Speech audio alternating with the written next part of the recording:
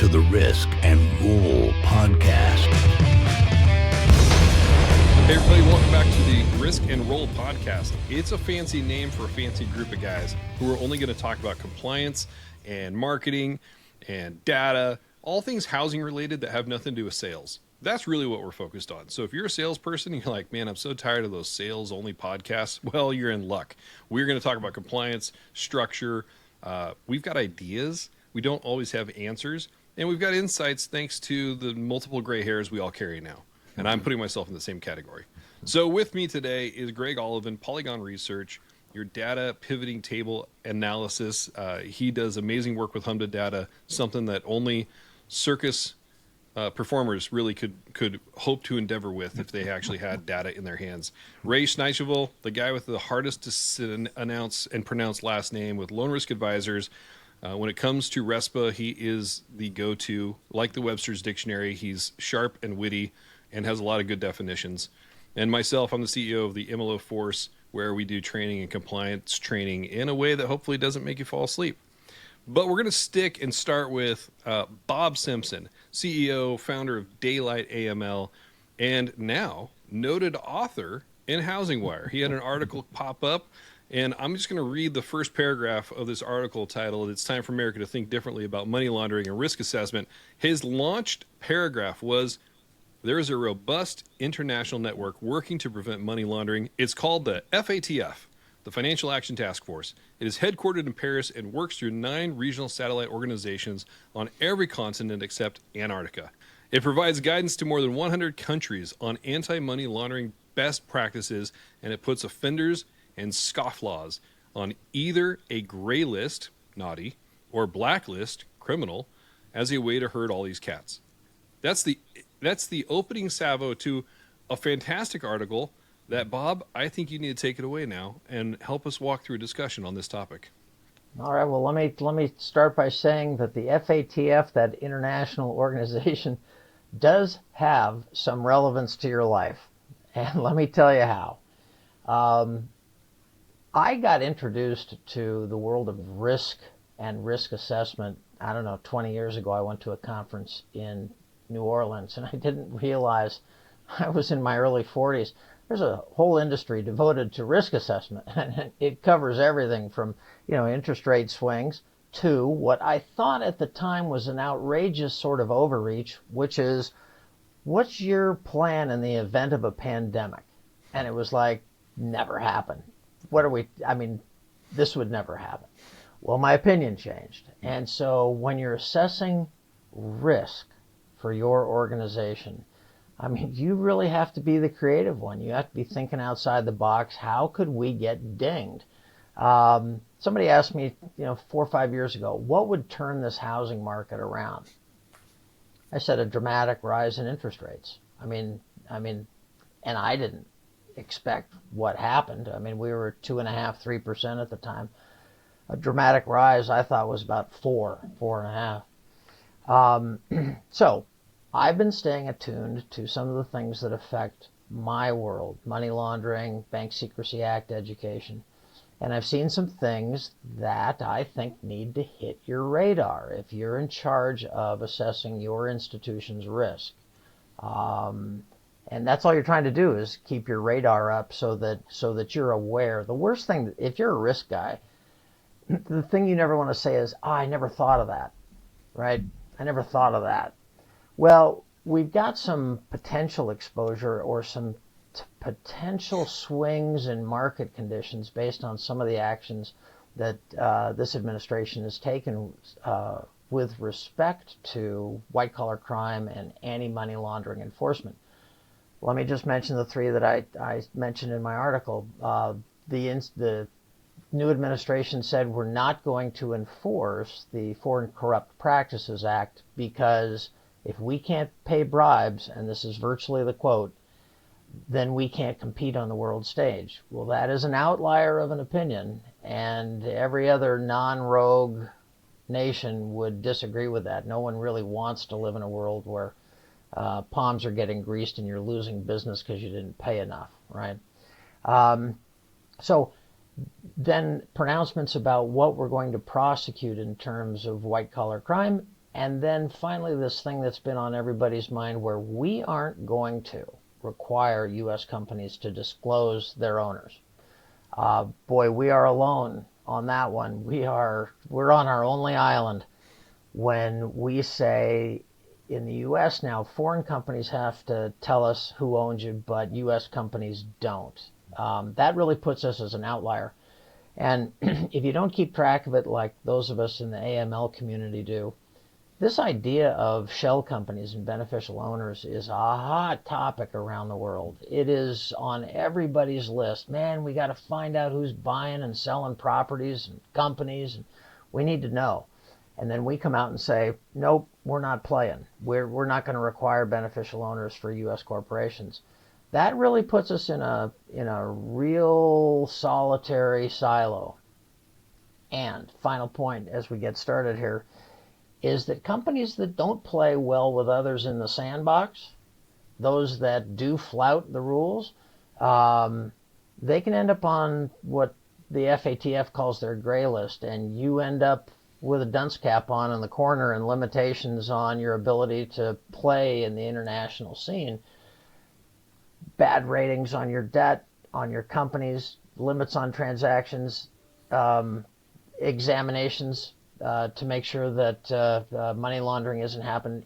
I mean, we don't associate these kinds of punitive things with the U.S. We associate them with Venezuela, maybe.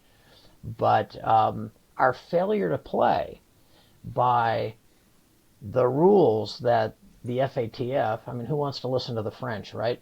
This Paris-based organization, our refusal to play by those rules could end up posing risks for us. It's not done in a vacuum. So that was the purpose of my opinion piece. Well, hey, first of all, Bob, your opening salvo in the in your article, you should be writing, spy novels, because that was this beautiful opening and kind of that really does set the international platform that we deal with here. I mean, you don't realize that. Look, I'm going to flip it the other way, right? I mean, having been in-house counsel, general counsel, and chief compliance officer, all I know is I got to file SAR reports, right? And I have to find out, it's got to bubble up. So on the other end, I still got to do what I got to do. It begs the question as to whether does FinCEN even care anymore, or as much as they did before. So again, my rule and my explanation to my clients would be saying, you still got to do it. And not an easy thing to do, honestly, when you're doing SAR reporting, or because it bubbles up typically as fraud in our world. So I don't think it affects our world in that context, or does it, Bob? Well, notice what it does not do. What this thing, this policy procedure of saying, okay, U.S. companies don't have to disclose their beneficial owners, that has done zero to relieve you of your duty to not do business with bad guys on the SDN list, the specially designated nationals list. That is the list. The last list I saw was about 2,200 pages long, largely Russian companies, people, even vessels that you can't do business with. You can't receive a shipment of goods on this ship. Seriously. I mean, it's just this amazing list of persona non grata. So you still have an obligation to make sure that you're not doing business with these people. And I think your job is harder. I think your job is harder now because companies are not feeling like they have to disclose who owns them. You're not excused of the obligation. And the penalties for having done business with people on the SDN list, boy, ask anybody who's been fined for it. It's a hefty fine. So it's interesting.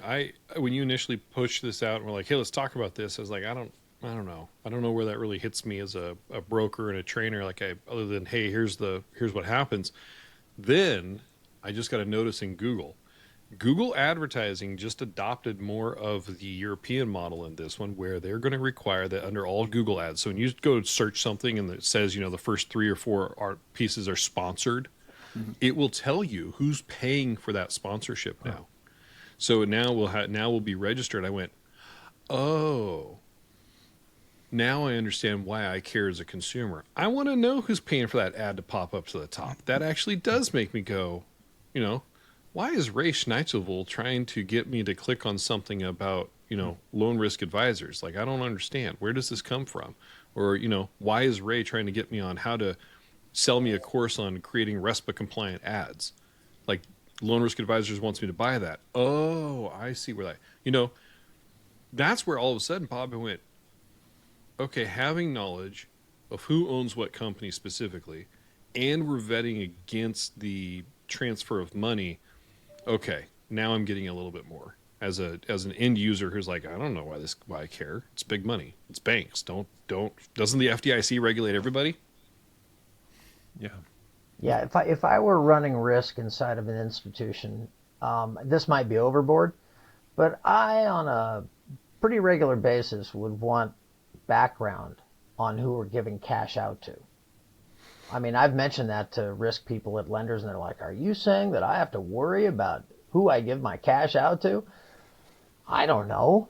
Wouldn't you be embarrassed if you gave it to Al Qaeda? I mean, you're giving cash. You could be giving a lot of money. Do you know who you're giving it to? And no, I don't think they're your customer, but what a weird world that is when our cash is going to somebody or some entity. I would suggest that if it's going to an entity, you probably want to do the SDN check on, $100,000 cash out to an entity or a secured second or something. I would want to know who the money's going to. Mm-hmm. I think we see this tension in just about every large system between transparency and control. And there's a reason why people advocate for transparency. I think that's very intuitive to all of us. It's baked into our businesses and the way we look at the world. But there's a countervailing argument that things are better if there's less transparency. Maybe things move quicker. Maybe certain entities or companies or governments can consolidate more power and more control and do the things they want to do them. And I think that plays out, like I said, in just about every domain. It's playing out in AI. You look at OpenAI's safety team. It forms, it gets fired. It forms, it gets fired. Everybody's moving fast right now in a number of domains, and I think these are really important questions you're putting a spotlight on, Bob. Yeah, the burden we all have to make sure that we're doing business with the right people and in the right way is undiminished by any of these changes. We still have to make sure that we're not doing business with bad guys, either doing business with them or giving them our money. Mm-hmm. Well, okay, but it sets a tone. I have a question though, right? I mean, and I'm doing risk analysis and don't believe everything I'm saying or what I stand for here because I don't. But let's play it out. It's not all that bad, is it? And by that I mean, do we know? And I don't know that we can measure. It's like compliance, right? Compliance is like a refrigerator. Nobody cares until it's not running and it's not working correctly, and then they notice you. I mean, who cares about the fridge, right? So in the same context, I suppose it's hard to prove if what we're doing and filing a SAR on the mortgage side, for example, right? You can roll your eyes and say, is Al Qaeda refinancing a fourplex in Riverside? And the answer is, well, Bob's answer would be, we don't know. Okay, that's a fair response, but the likelihood, right? So the question becomes, and this is how I always look at risk, is a matter of everything that we put in place. First of all, we're going to have a consequence if you don't get it right, right? So we have a lot of we keep building compliance triggers, risk triggers, if you will, that if you hit them and you get it wrong, then suddenly bad things will happen. But I always ask the question of, if we're going to do that, what risk are we hedging against? Is it worth it?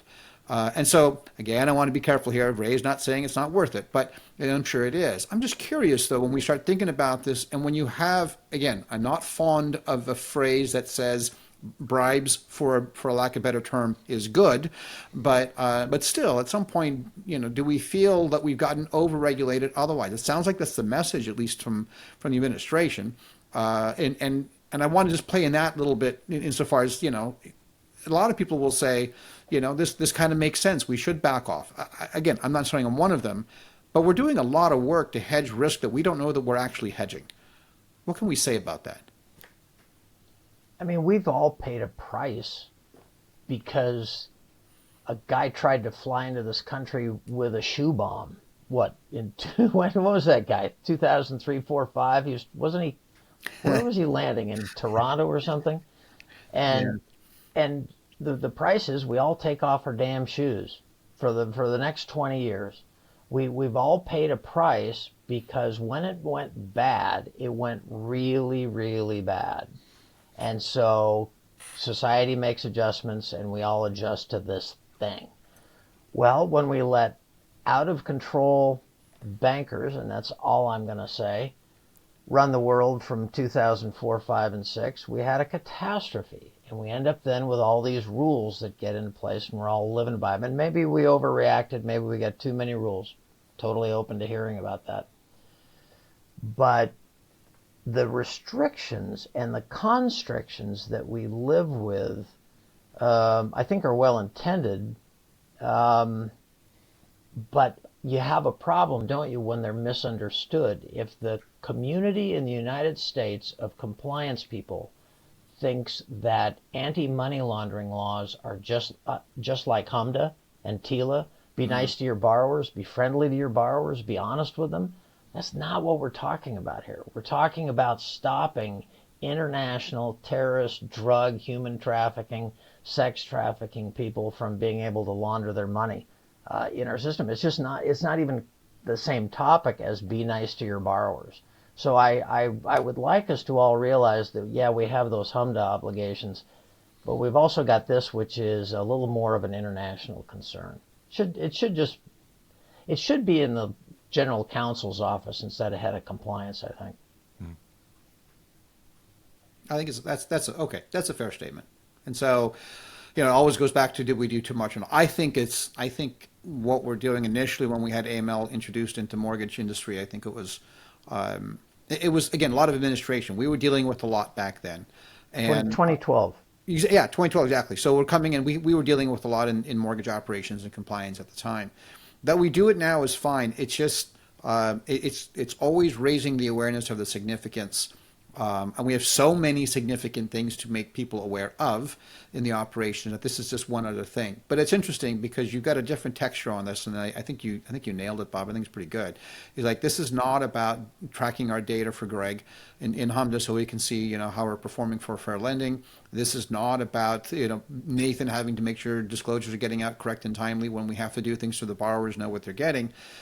This is a bigger issue. And so, and I think in the grand scheme of things, if we do it right in an operation, which it can be done because I built them, it's not a lot to ask for operationally either. You just have to be aware when you see something to escalate. I think that's the trigger issue. But good response, Bob. I think that makes a lot of sense. Yeah.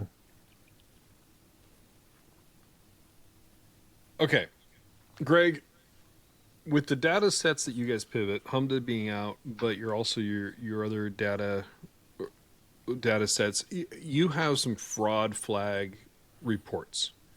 And I know we're talking about large national monetary movement, but how does this boil down to like community level fraud engagement when it comes to housing? Does it? Like, where do we see this? And this is for all y'all. I guess I'm starting with data. Like, how does this type of monetary policy break down to the end consumer who's trying to buy a home and go, I don't care? Like, how do we make it care? How do we make people care? Right. So the open data sets we work with are just that. They're open, and the government cares a lot about privacy and keeping your data confidential. It's a really it's a real concern, and for obvious reasons. When HMDA was introduced in the mid-'70s, and along the way we get race and ethnicity, sex, age, and income in the data, and those didn't all happen all in the same timeline, but by now we have all of that. And we see the rounded loan size in a census tract. We don't want anybody to be able to match that with you, who you are. If otherwise, you wouldn't want to give that data up. HMDA is there for efficiency in our industry, in the broader function of housing finance, and for fair lending, to make sure that some of the serious, severe problems we experienced in the past aren't still occurring. So So I think that's the context for your question, Nathan, and it ties to what Bob said. You know, if it's hard to imagine the biggest upside, or I'm sorry, the biggest downside risk of what could happen, I think we also don't spend enough time thinking about the benefit on the upside. Like, what does all of that onerous HMDA reporting buy you? And how can you be leaning into that? The way we envision the answer to that question is it's a great big spotlight on the playing field. You don't want to be on a playing field that has dark corners where things can be scurrying around that you can't quite see in the shadows. And so it's kind of surprising that even after the big expansion of data points in 2018, that was the last one and the most significant one, a lot of people still don't know what's in HMDA, where we've got over 5,000 lenders reporting all of their loans in a very geographically specific way at the census tract level. Where you can see by product, by channel, by applicant, by property, by lender characteristics, numerous characteristics, you can really see what's going on. And so it does, I think, if you lean into it, it achieves the two goals. Helps the market be efficient, helps you compete with your competitors, it helps you figure out who's eating your lunch and how to eat theirs. It's an excellent source for competitive intel. But it also achieves at the same time the goal of fair lending. That spotlight is on. So it's not so much in the public data sets about identifying fraud, but about seeing the trends that help you understand maybe more specific cases that you're looking into. I have a question in regards to SAR filings, and Greg, you tell me, and maybe Bob, you know. I know the filing of a SAR, and I'm talking about internal, right? So we file a SAR, it's highly confidential, et cetera, so on and so forth, right? But is there any measure or information out there, Greg, in regards to filing of SARs? And it might not be, but I mean, again, it could just as well be that FFIEC is saying we got 500,000 SARs this month. That's about it. Is there anything out there that you know of as a matter of public data? Clearly, it's not going to provide us a SAR information of, and this one was filed against this person because of occupancy, whatever, right? But is there anything out there, do you think, that is just curious as a measure for at least SAR filings? And in our case, remember, my connection with SAR is fraud is SARs. It's more than that. Usually in banking and mortgage, it's primarily fraud. It's kind of how we identify with it. But my point is that, that too could be a measure otherwise. But is there anything out there that you know of? It hasn't gotten to the top of our backlog. There's a lot of data we're constantly after. I'm not expert on that question. I'll defer to the other guys. FinCEN has on their website SAR stats, and so you can search by industry type, year and month, suspicious activity, states, county. So you can go cut the data that way, and they do publish reports. So yeah, you can get a big picture of it. But you're right, Ray, that the information in the SAR is confidential, and you're not going to get copies of those SARs or anything other than this was about, for example, mortgage fraud, and it covers everything to gambling and gold dealers. So you can cut all this data and you can get these SAR reports. Interesting. Okay, cool.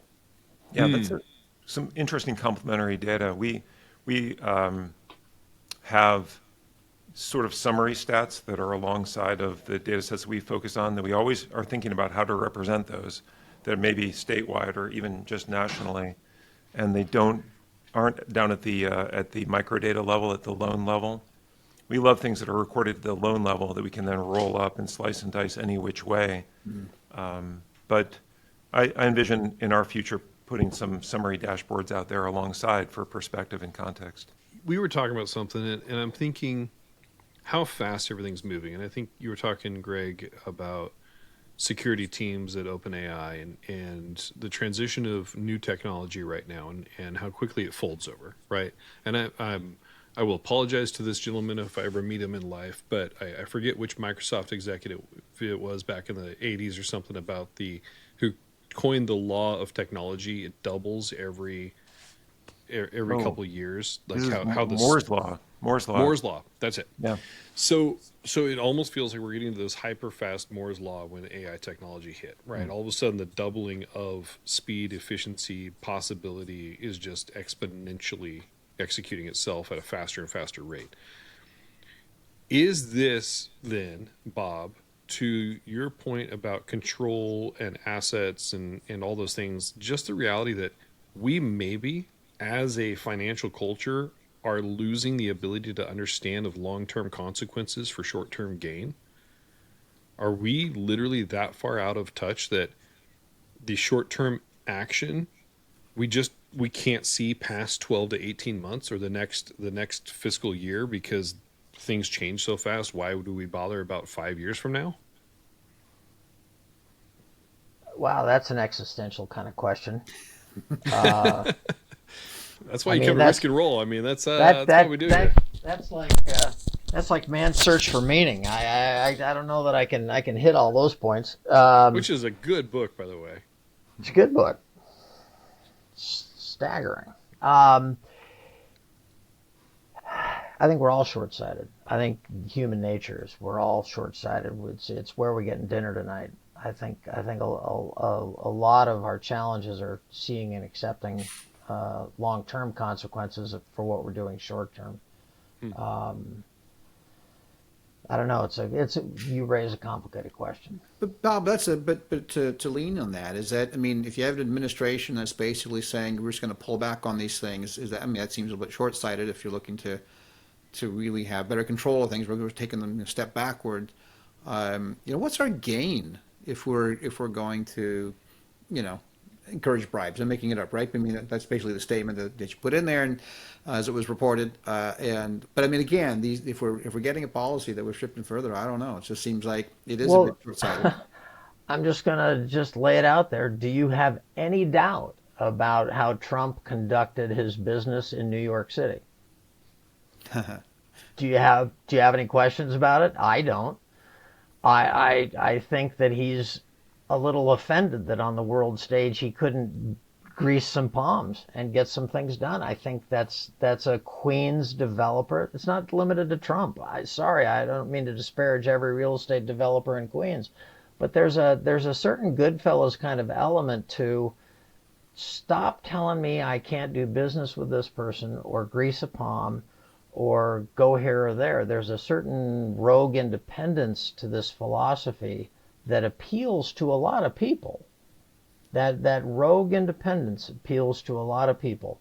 And to say that we're not going to prosecute Foreign Corrupt Practices Act because it inhibits our ability to pay to play on the world stage, I think is short-sighted because of the goodwill that this country's developed over time. The soft power is a real thing.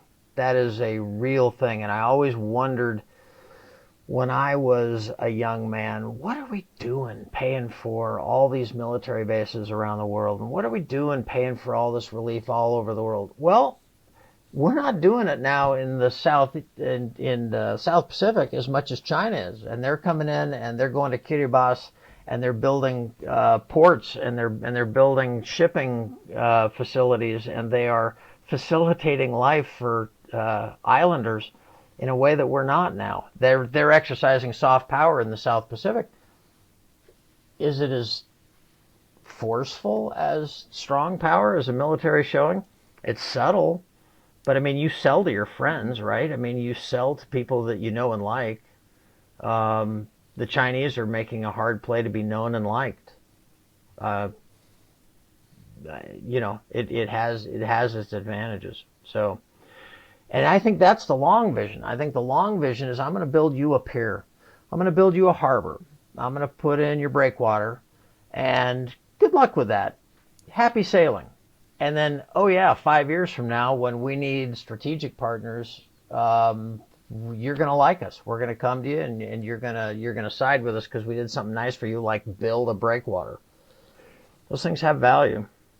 Are you telling me people in politics are cynical?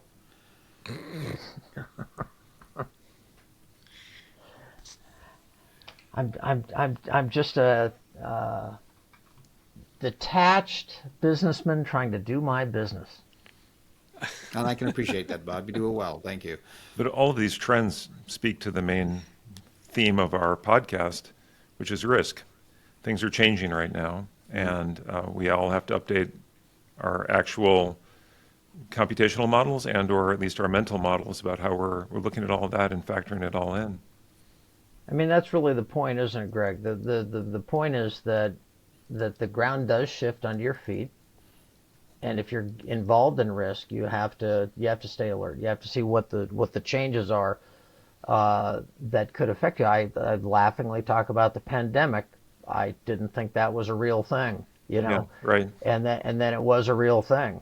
Yeah. I mean, they used to, part of the response on this vendor questionnaire was, what would you do in the event of a pandemic? Well, I remember paying money to go find, I was in Southern California, and I paid money to go find a fallback office in a suburb west of Las Vegas.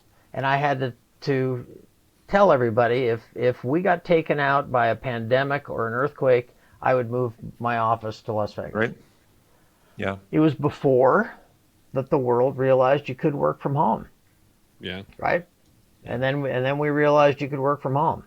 Yeah. So I imagine the responses people get on that question now are different. They wouldn't do anything. They would just have people work from home.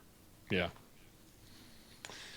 Intriguing. Well, Ray, from a risk perspective, you have anything else you'd add to this topic?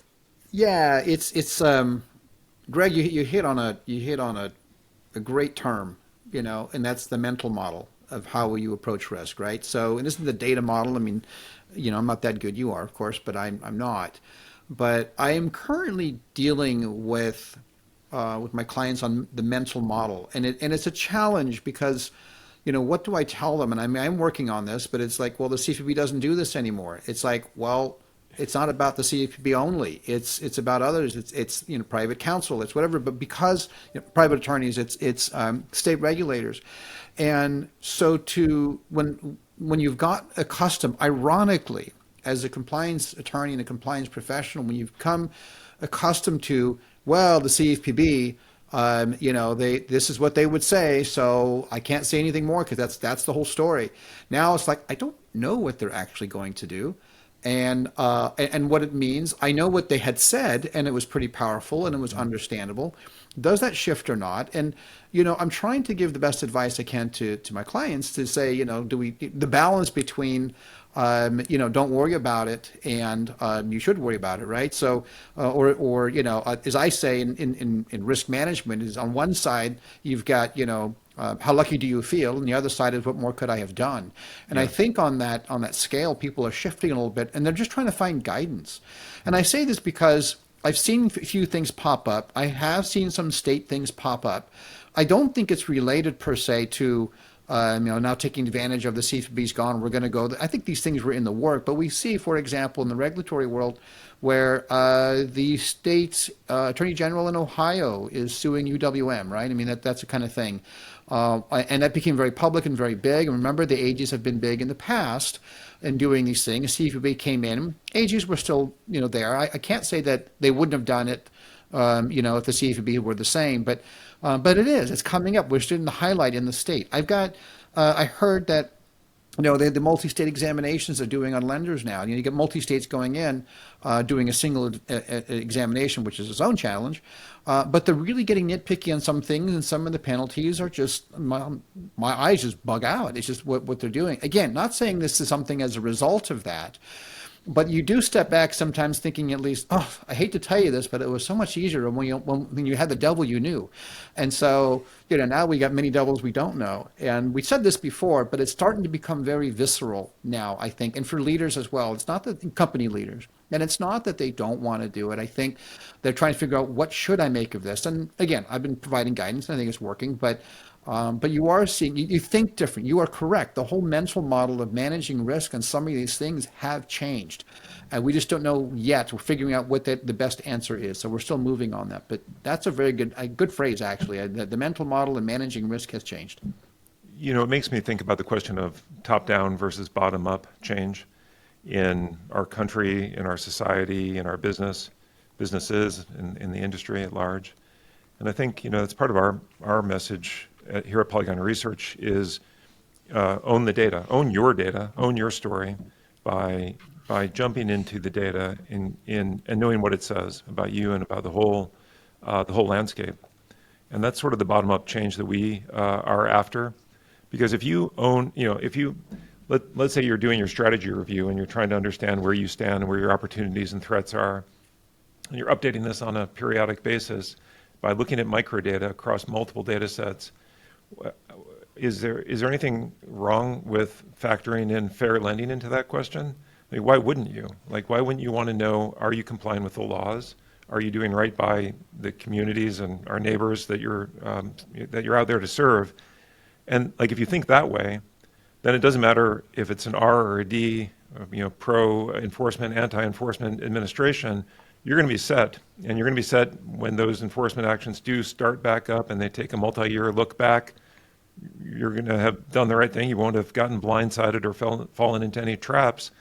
And that's within reach. And I think that kind of bottom-up change is powerful and can be a great antidote to the uncertainty that we're seeing that we've all just been talking about.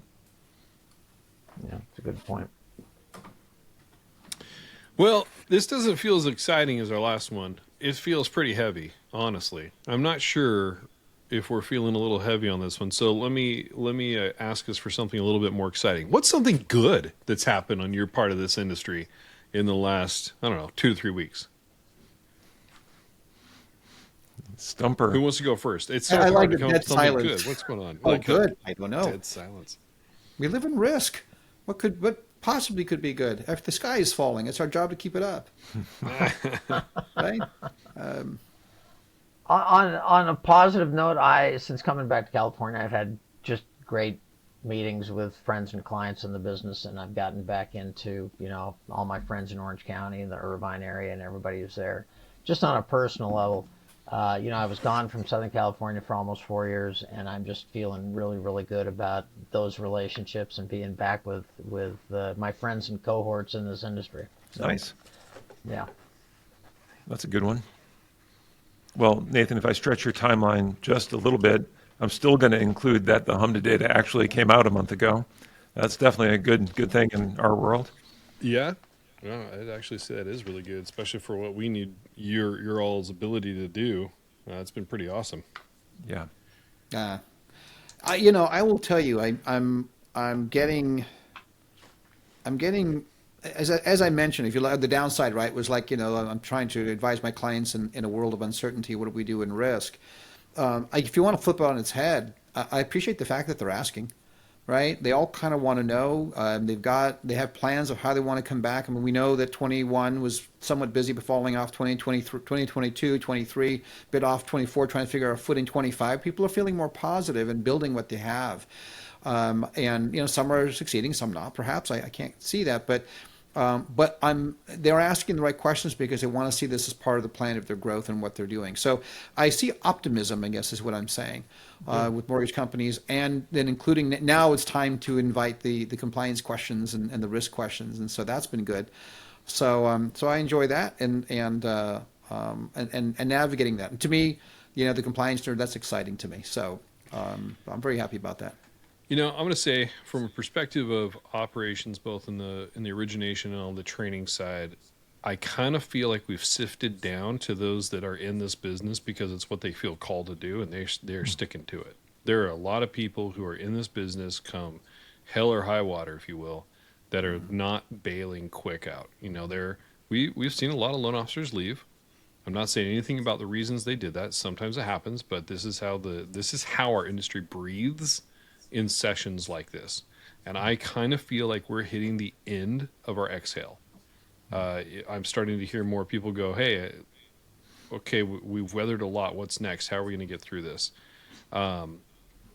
So that's where I think the positivity is happening. I'm seeing like kind of what you're talking about, Ray and Greg, for that reason. But Bob, even for you, like, companies are looking around going, yeah, we've seen this before. Those who've been around long enough, like, we know where things kind of like go away, but they come back, and they come back with a vengeance, because they come back and go, yeah, we didn't change the law. We just weren't here. So now we're going to still hold you accountable to it. So there's enough, even in light of my earlier statement about do we have enough foresight to think long-term consequences, I think there are still leaders who are thinking of long-term consequences, if not the effect of regulation immediately. And so I actually think we're kind of at the end of our exhale. I think we're going to start seeing some people come back to the industry. I think we started this off in a side conversation. Listings are going up everywhere. There's a seller demand. People need to move out of their homes. That means there's going to have to be a break of some reason, and houses are going to start transitioning. It's good for the industry. It's how it happens. Let's just do it compliantly. Yeah. Done.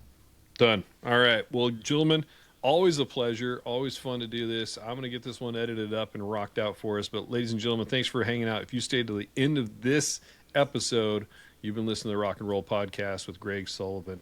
I said Sullivan. I did that earlier too, You said Greg. I'm sorry. Rock and Roll Podcast too. Risk and roll. Risk and roll. Man. Okay, well, I'm just going to edit the whole thing. All right, ladies and gentlemen, if you've stayed to the end of this episode, thanks for hanging out for the entire of the Risk and Roll podcast. Greg Oliven, Ray Snytsheuvel, and Bob Simpson hanging out with me, Nathan Nottingham. And we are just so glad to be able to get together and just talk. And if you found any enjoyment or insights from this, drop us a note somewhere, wherever you found this. Let us know. Regardless, we'll be back doing it again because we like hanging out. So you're welcome to listen in. All right, everybody, take care. We'll talk soon. Take care, Thank you you. guys.